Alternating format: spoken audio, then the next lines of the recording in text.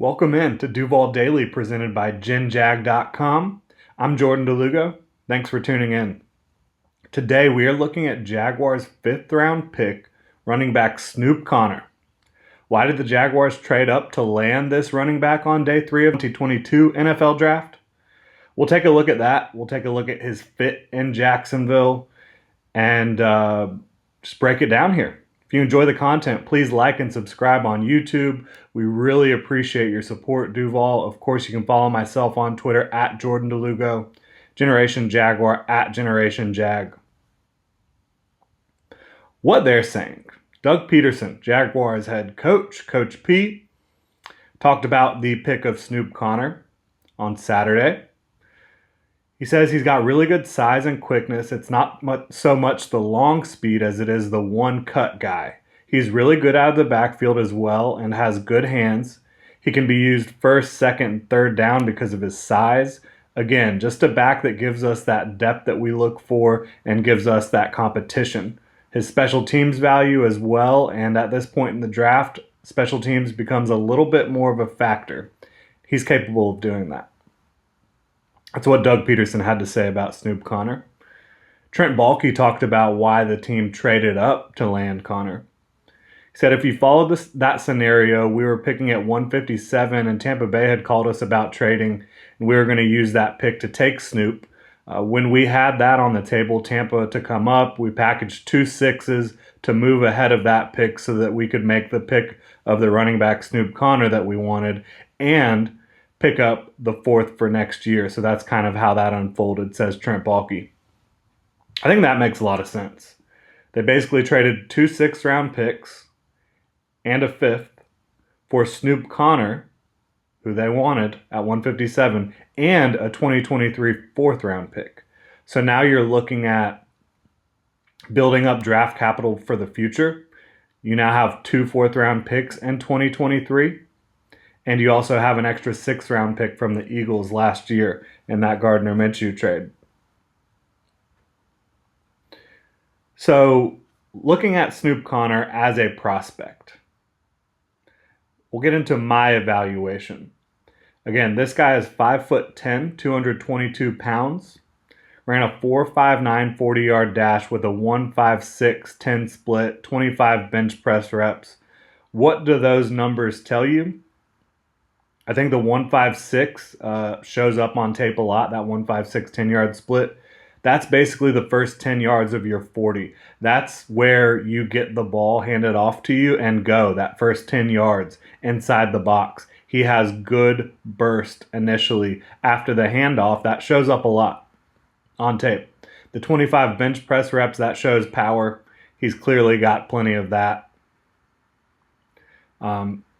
Doug Peterson talked about not having long speed, and the 1.59 40 certainly suggests there's not a ton of long speed, but you saw plenty of examples of Snoop Conner not getting caught from behind during his college days at Ole Miss. So this is a guy, the long speed isn't crazy. Again, a 1.59. But this junior running back, he had plenty of examples of outrunning everybody to the end zone. You see a runner who has, like I said, a nose for the end zone thanks to his power and contact balance and really his long speed, not getting caught from behind. 13 touchdowns last year, 26 total touchdowns for his career in 3 seasons at Ole Miss. Averaged over 5 yards per carry in the SEC. Again, you see contact balance, some occasional creativity in the open field where he can kind of cut on a dime and leave a defender in the dirt. Doug Peterson talked about that one-cut ability. He does show that. He doesn't always show the ability in the open field to make a guy miss. There's times when it's just way too easy for a defensive back to get him on the ground by going low. But again, there is some shiftiness at times. There's certainly a stiff arm. There is power. There is contact balance. If you're trying to hit him at the waist or higher, that's going to be a difficult proposition for you. You really want to get him low. At Ole Miss, they were primarily a zone blocking scheme, zone running scheme. So you're going to see a lot of that in Jacksonville. The outside zone, the inside zone, the wide zone, that's a scheme fit. You see a lot of movement from the OL at Ole Miss. You're going to see that in Jacksonville a ton as well. So I think from a scheme projection, this is a guy that knows how to do what the Jaguars are going to ask him to do as a runner already. He also played on kick return team, kick coverage, punt return, so he has special teams value that Doug Peterson spoke about. Obviously, when you're taking a running back or a safety or a defensive back late in the draft, you want special teams value, linebackers as well. I think you want him, like Doug Peterson said, to be in situations where he's allowed to just one cut, show some vision, read the blocking, and then go. You don't really want him working horizontally all that often. He has some vision. I think he could improve his patience overall, but certainly the patience and vision I wouldn't say is prohibitive to him being successful. I think he can do that for you. He can find the hole. Again, a little more creativity in the open field than you would expect with his athletic profile. But I think long term, you look at him as a role player, or a running back by committee type, a power runner who can also pass protect. He showed the ability to do that with some legitimate power. I think he could still develop his technique, his eyes in that regard, just his feel for it, and that could come with more reps. He was not the starter at Ole Miss. He was in a running back by committee situation. Jerrion Ealy had just a little bit more explosiveness, so they rolled with him a lot more often. But you saw some examples of pass pro. You saw the ability to catch balls out of the backfield. He never dropped a pass over his final 2 seasons at Ole Miss. In the short term, what are you looking at from Snoop Conner for the Jacksonville Jaguars? He can take carries and gain experience while Travis Etienne, who's coming off the Liz Frank, and James Robinson, who's coming off the Achilles, while they recover. Etienne should be ready for the start of training camp. He might be ready even before that. James Robinson is more of a TBD situation right now. He is recovering. He is making progress. But the Achilles that was suffered on December 26th of 2021, that's usually a 9+ month recovery. Of course, the most optimistic of recovery timelines here would be looking at Cam Akers, what he dealt with last year with the torn Achilles. He returned to the practice field in 173 days, just over half a year. It took him to get back on the field. So, could James Robinson be ready for training camp? Certainly, if he has the type of recovery that Cam Akers had. But I think probably at some point in the first 4 weeks of the regular season, maybe in the preseason, if you're lucky, is when you'll be getting James Robinson back. But it's just wait and see. Again, Cam Akers came back incredibly quickly.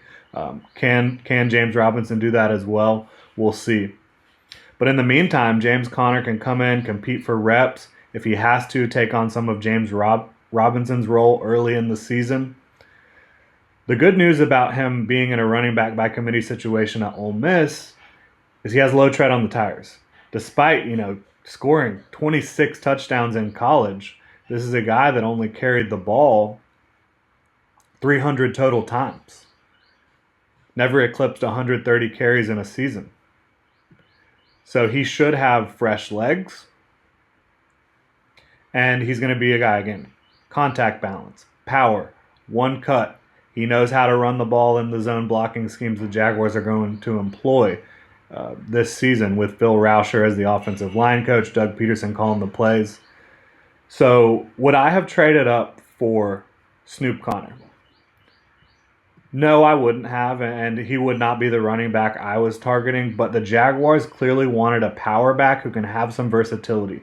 That's why they were looking at Hassan Haskins and Tyrion Davis-Price, who both got drafted before this point. I think they identified Snoop Conner as someone in that vein, in that mold of a Hassan Haskins or Tyrion Davis-Price, just a big power back who has good hands, who has a little creativity in the open field, who can come in and do a lot of different things for you and contribute on special teams. He fits that bill. I'll give the Jaguars that, no question about it. Overall, I think the trade up was really less about trading up to get Snoop Connor and more about acquiring that 2023 fourth round pick. So I'm not concerned with like, why are the Jaguars trading up for a running back? It's really more about acquiring that 2023 fourth, setting yourself up with 9 draft picks now going in to the 2023 NFL draft. You could certainly acquire more. You could use those 2 fourth round picks as trade bait. You can use them in a lot of different ways. Package them up to go get a guy you really like. So I think that gave the Jaguars some more versatility moving into the 2023 season. Again, they have 9 draft picks, an extra 4th and an extra 6th right now for the 2023 NFL draft. And that's where you want to be. You want to go into the draft with extra picks so you can be flexible.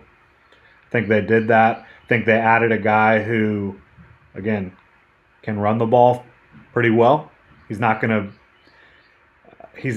to electrify you with his speed or his quickness in the open field, but plenty of power, some creativity, some contact balance, some long speed. You see him breaking away from entire defenses at times, maybe faster on the football field than he is on the track. So yeah, I get it. I think it's a fine fit for the Jaguars. Again, he ran the zone blocking scheme inside, outside, wide. At the college level, he showed the ability to pass protect, catch the ball out of the backfield, and play special teams. So you're getting a lot of different roles from Snoop Connor here. And who doesn't love the name Snoop Connor? You have the opportunity to go get a guy on your football team named Snoop. That is good for the morale. But that's going to do it. Thanks for tuning in, Duval. Make sure to hit that like and subscribe button on YouTube and check genjag.com for all the latest Jaguars news, analysis, and Duval gear.